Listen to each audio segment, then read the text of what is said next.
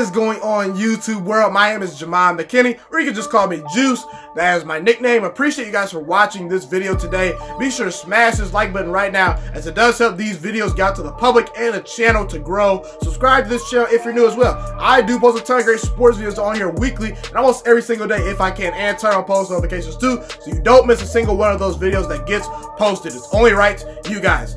Yes, my bold prediction of the day, the bomb that I'm dropping on y'all today, is the New Orleans Saints are going to miss the playoffs in 2019-2020. I do think the Saints will regress this year. I don't see them being a playoff team. And if they are a playoff team this year, I do not see them being a Super Bowl contender. I am also fully aware that this is a hot take and that I could just fall flat on my face. Will I be shocked if the Saints potentially return to the playoffs this year and even win their division? No, I will not be shocked. The Saints definitely have a talented roster, okay? You don't go on the Saints run that they went on last year and you not have talent on your team. The Saints are a good football team. They're going to be a tough out for every opponent that they face next year, okay, in 2019-2020. But I just do not see it with the Saints this year. I really don't. I have the Carolina Panthers this year winning the NFC South. If you want more in-depth reasoning as to why I feel the Panthers will win their division, okay, be sure to check out my most recent video. I will put a link in the description, okay? It's a video talking about why I think the Carolina Panthers will win their division and how many games they are going to win. I think the Carolina Panthers are a dark horse Super Bowl team this year. But I'm gonna present to you guys why I think the Saints will miss the playoffs this year. The first reason why I think the Saints are going to miss the playoffs this year is because of their quarterback, actually. Yes, their quarterback, Drew Brees. And yes, guys, I am fully aware that Drew Brees is a Hall of Fame quarterback. You know, he's one of the all-time great quarterbacks, one of the 7 or 6 greatest quarterbacks to ever live, to ever play this game. You know, a former Super Bowl champion. And Drew Brees this season will most likely pass Peyton Manning as the all-time touchdown pass leader in NFL history. Drew Brees is great. And I know some people are going to bring up the fact that Drew Brees was second last year to Patrick Mahomes in MVP voting. And yes, Drew Brees had a great season last year. But Drew Brees in the first half of that MVP caliber season he had last year, you know, was a great quarterback. In the second half, he was not a great quarterback. He was an average quarterback last year. Drew Brees in the second half of the season last year, and particularly in the playoffs, was an average quarterback. And let's be real, guys.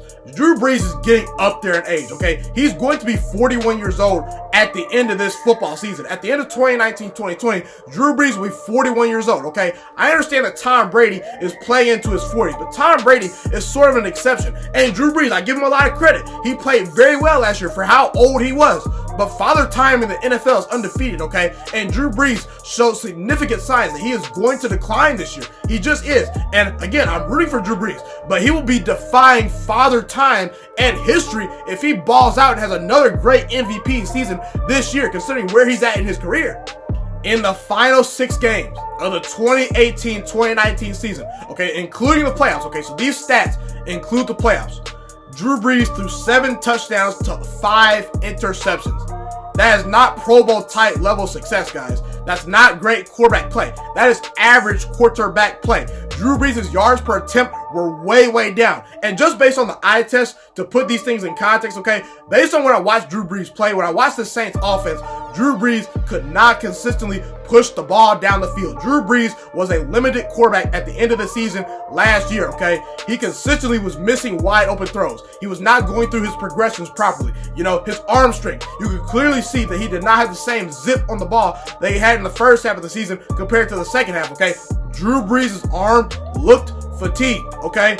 And Sean Payton even called upon Taysom Hill to throw those deep passes last year in the playoffs, and particularly in the second half of the season, because Drew Brees could not consistently push the ball down the field with accuracy. Drew Brees was starting to turn the football over a lot more than he had in the first half of the season. He could not consistently push the ball down the field. He was not as accurate. You know, his decision making was a lot worse. You know, he was not the same quarterback in that second half of the season. It showed in the playoffs. And the big story in that playoff game obviously was the big call. Obviously it was the call, you know, that the missed pass interference call that the Rams got in their favor, okay? You know, that was the big headline of that game. But I don't think that people realize that one of the reasons why the Saints lost that game to the Rams was because Jared Goff outplayed Drew Brees in that NFC Championship game. Yes, Jared Goff outplayed Drew Brees. Drew Brees, when it was time to make the big-time throws, when it was time to make the big-time completions, he just couldn't do it. He couldn't push the ball down the field. The Saints could not move the ball consistently in that game. The Saints should have blew the Rams out, guys. I mean, the Rams started off terrible. You know, they started off that game terrible. Like I said, they came out sloppy, and Drew Brees failed to put them away because he could not consistently push the ball down the field. Drew Brees was missing throws, okay? And Drew Brees, ultimately, because he could not push the ball down the field consistently last year, became a dink and dunk quarterback, okay? The Saints offense became a lot more easy to defend because of that dink and dunk mentality that Drew Brees presented, and Sean Payton and his offense, they became a lot more gimmicky at the end of the season, and they were much easier to defend. So again, if Drew Brees cannot be that MVP level type quarterback that he was at the first half of the season, if he cannot return to somewhat of that form, the Saints are not going to win this division, and they are not certainly going to the playoffs, and they're certainly not going to win a Super Bowl, okay? So that's one thing. I also was one of the people that said the New Orleans Saints were losers of the 2019 NFL Draft. The reason why was because the 2019 NFL Draft was loaded with a ton of great wide receiver talent, okay? And the New Orleans Saints did not draft a wide receiver that can just take a top off a defense. That is what this team is lacking on offense, okay? They're lacking particularly a guy that can get vertical and take the top off a defense consistently, okay? You know, I like Ted Ginn Jr., but he's 34 years old. He's averaging 12.3 yards per catch. He's not getting vertical consistently. He's not beating guys over the top consistently. He's not consistently getting behind the defense, okay? That is the Saints' best deep threat at wide receiver. And also, because Drew Brees cannot really particularly throw the ball deep anymore, I thought they needed to add a guy that pretty much if you just get the ball in their hands, they can create yards after the catch, okay? I really think they need to get a guy like that. You know, a guy that, you know, if you just get the ball in their hands, they can take it 30, 40 yards, maybe to the house. You know, boom, on a slant route, they'll get you about 20 yards after that catch, okay? They need a guy like that. You know, Traquan Smith, he's not that guy. Ted Ginn Jr., he's not that guy. He's not that guy anymore. And Michael Thomas, look, I love Michael Thomas. Michael Thomas is one of the 5 or 6 best wide receivers in all of football. You know, he's definitely one of the 7 best wide receivers, like I said, in all of football. He deserved all the money that came at him this offseason. But Michael Thomas is not a deep threat wide receiver. He's a very good wide receiver, but he's a possession wide receiver. He's a jump ball wide receiver, okay? You're not worried about Michael Thomas beating you deep over the top, okay? So I just think the Saints are lacking in that area. And last year, particularly versus the Rams, okay, I think they really desperately need a guy that can just take a top off the defense. They need a guy that can create yards after the catch, and they just don't have that guy this year. I think that's really going to show up this year, especially now considering the fact that Drew Brees cannot consistently push the ball down the field. That's my firm belief of this Saints offense. The Saints offense is going to regress. They did lose Max Unger. They lost Mark Ingram. Now they did bring in Latavius Murray, but he's not Mark Ingram to me, okay? And they did draft a guy out of Texas A&M to replace Max Unger this year, but he's not Max Unger to me. He's got to prove to me that he's going to be the next Max Unger, okay? Now, again, you did add Jared Cook in the offseason, okay? That's a pretty good pickup. But I need more of Jared Cook. I need more of that, okay? And I just don't think the Saints have enough firepower on offense to consistently keep up with teams this year. Last year, the Saints, you know, they were pretty much a team that schemed up a lot of great things. I just don't think Sean Payton, now that Drew Brees is not that MVP type level quarterback anymore, or at least he's not proven to be on that same trajectory this upcoming year, I just think the Saints offense is going to struggle more than they did last year, okay? And guys, we have to keep it real, okay? A lot of things, with the exception of that one call in that NFC Championship game versus the Rams, okay? And the Saints had opportunities to put the Rams away in that game, okay? That should have not even gotten to that point, okay? The blown call was not the sole reason the Saints lost that game. The Saints got the ball first in overtime, okay? You saw what Tom Brady did when he got the ball first in overtime, okay? Drew Brees, he turned the football over in that first possession in overtime when he got the ball first, okay? So don't tell me that the sole reason that you guys lost the NFC Championship game was because, you know, that blown call, okay? I understand it was a blown call, but I had to get off of my chest, okay? But getting to my point, okay?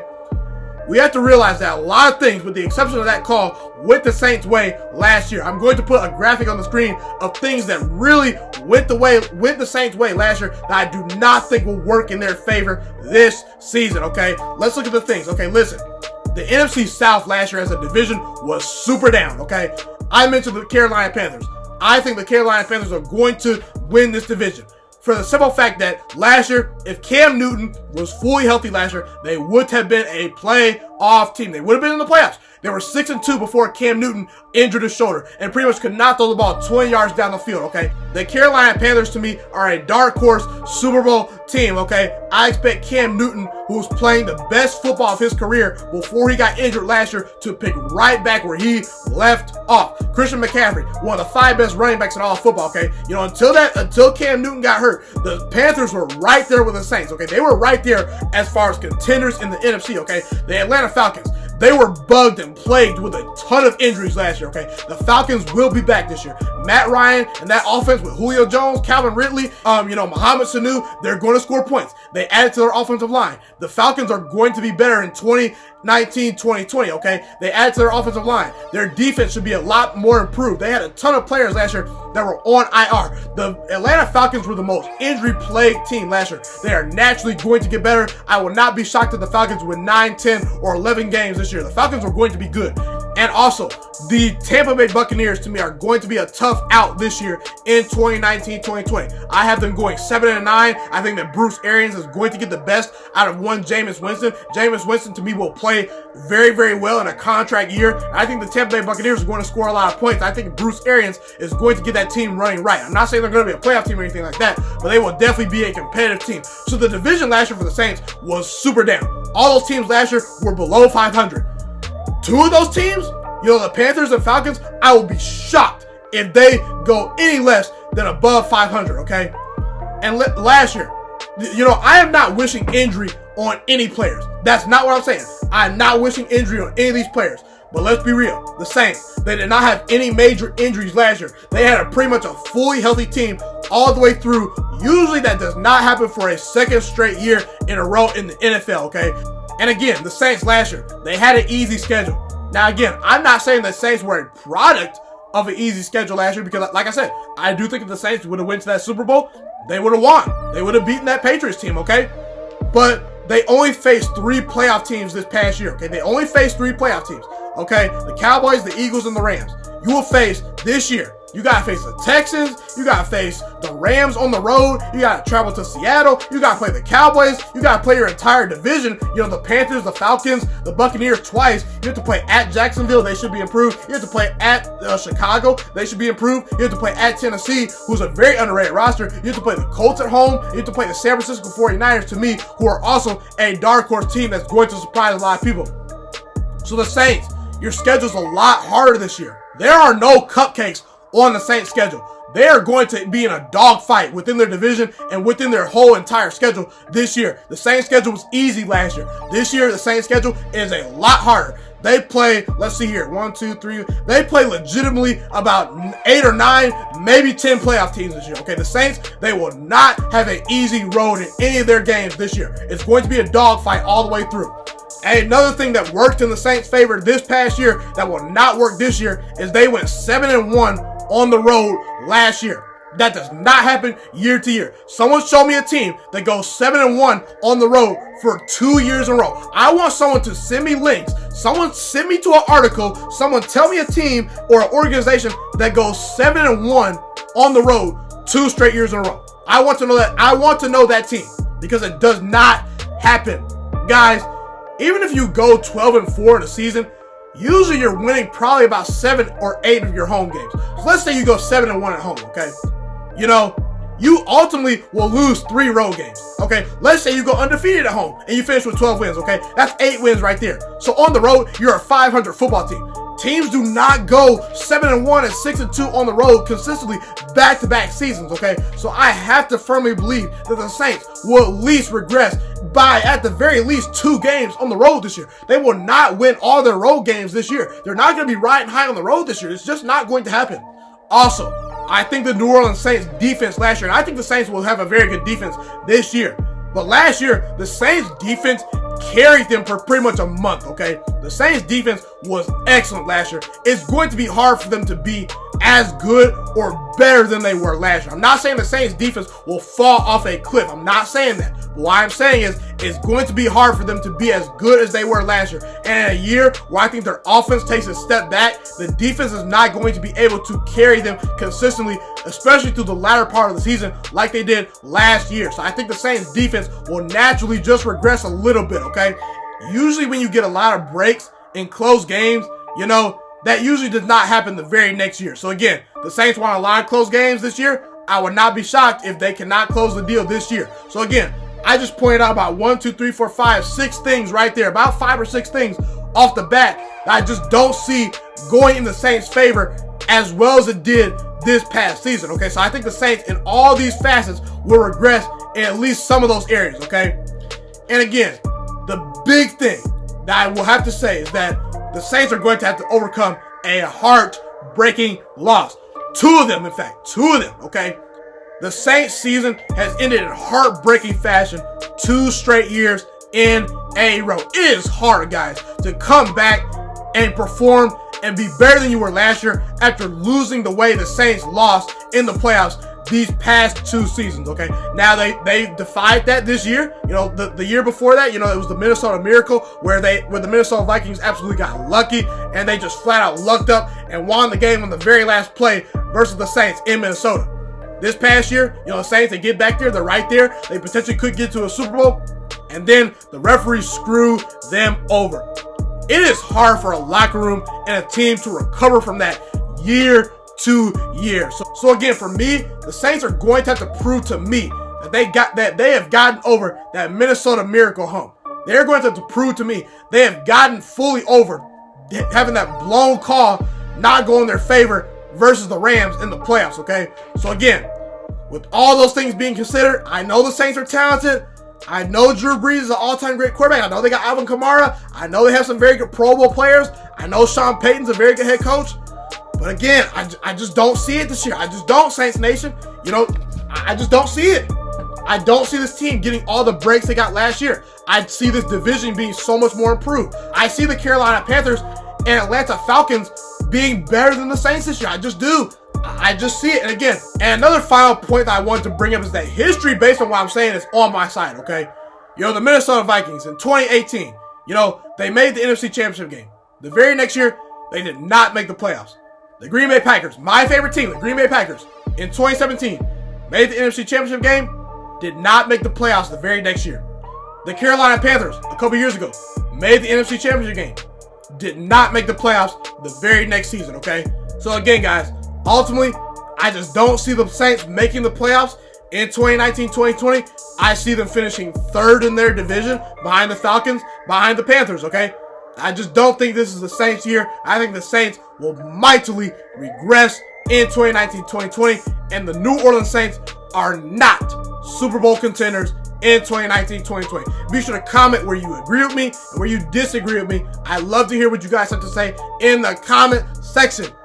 Thank you guys so much for tuning into this video today. Be sure to smash this like button right now if you enjoyed this video. Subscribe to my channel if you're new as well. I do post a ton of great sports videos weekly and almost every single day if I can. A fun fact about me is I want to go into the sports broadcasting and media world. I want to become one of the next great sports broadcasters and analysts out in the world. Kind of like Colin Cowherd, Stephen A. Smith, Shannon Sharp. You get the point. Okay, I want to do sports, television, and radio for a full living once I graduate from the University of Toledo, a college in Northern Ohio. I currently am a freshman there right now. So the best thing you guys can do to just help me continue to grow as a young broadcaster is to just share this channel with all your friends, because potentially if this channel really gets somewhere, I want to start my own network, okay? You know, or potentially if it doesn't, you know, or if I fall a little bit short, I want to go into a big time network like ESPN or Fox Sports 1. So the best thing you guys can do to just flat out just help me grow as a broadcaster, help me learn, you know, get other people hip to this channel, you know, just share this channel with all your friends, share this channel on Facebook, share it on Twitter, share it on Instagram, all that good stuff. Also, be sure to follow me on all my social media platforms. And once again, guys, just share this channel with everyone you know. Get everyone hipped and watching these videos. Get my voice out there and heard. Share it on Facebook, share it on Twitter, share it on Instagram, all that good stuff. It's been your boy Ghiman Mckinney, or you can just call me Juice. I appreciate all you guys for tuning in today. I really do. Have a God bless day. Stay motivated, you guys, and I'm out.